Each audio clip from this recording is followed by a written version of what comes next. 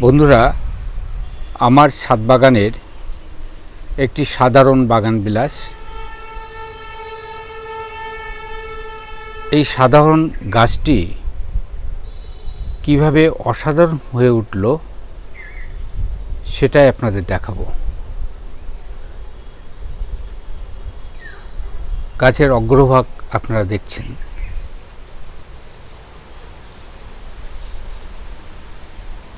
দেখুন, এই গাছটির দ্বিতীয় ধাপ এবং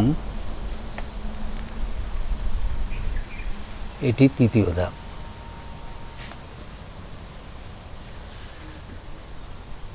প্লাস্টিকের জলের পাত্রে বসানো আছে।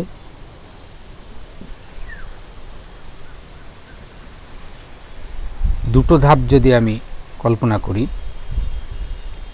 তাহলে দেখুন কত সুন্দর লাগছে।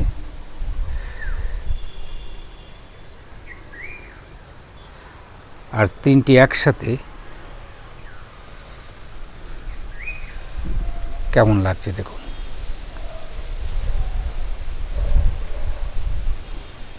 আশা করি ভালো লাগছে। তো বেশ কয়েক বছরের একটি পুরনো গাছ। সেই গাছটিকে এবছরেই আমি একটু অন্যরকম রূপদান করেছি।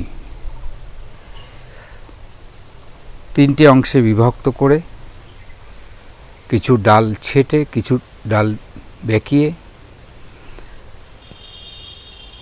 এভাবে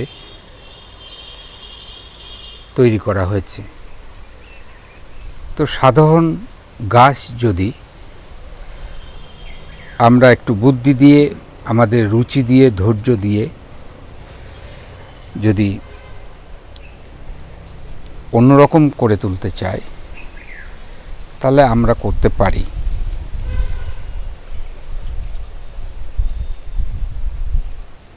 তো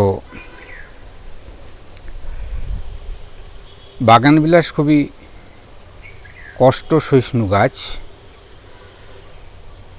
এর বিশেষ কিছু আদর যত্ন লাগে না। অনেকের বিশ্বাস বেশি আদর যত্ন করলে বাগানবিলাসে বেশি ফুল হয় না। তবে আমি মনে করি যে কোনো গাছের ক্ষেত্রে আমাদের সজাগ দৃষ্টি রাখতে হয়, কখন তার কি খাদ্য লাগে বা জল লাগে সেগুলো নজরে রাখতে হয়। কারণ গাছের স্বাস্থ্য ভালো থাকলে তবেই তো ফুল বা ফল হবে। সাধারণ ভাবনা এটা বলে। তো যে যেভাবে ভাবেন ভাবতেই পারেন। ইতিপূর্বে আমি আরও একটি গাছ দেখিয়েছিলাম যে খুব সাধারণ একটি পুরনো গাছকে আমি একটি অসাধারণ রূপদান করেছিলাম। আর এই একটি গাছকে এভাবে সাজিয়েছি।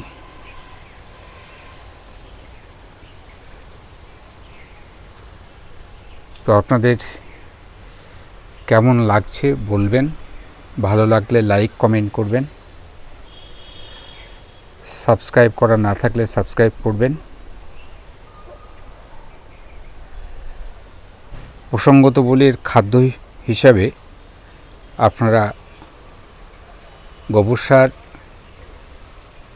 বা পাতা পচা সার,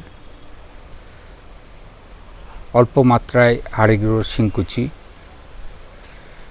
সর্ষের খোল এগুলো ব্যবহার করতে পারেন। তবে খুব বেশি খাদ্য প্রায় কোনো গাছের ক্ষেত্রে লাগে না।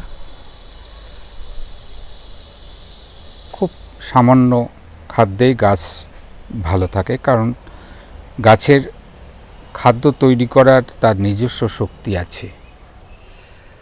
তো যেহেতু টবে থাকে তাই আমাদের একটু নজরদারি রাখতে হয়, বিশেষ করে জল। তো এই আজকে পর্বের বিষয়বস্তু। আপনারা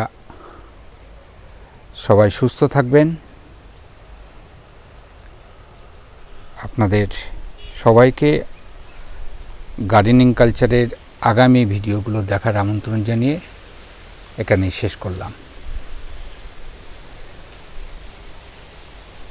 ধন্যবাদ।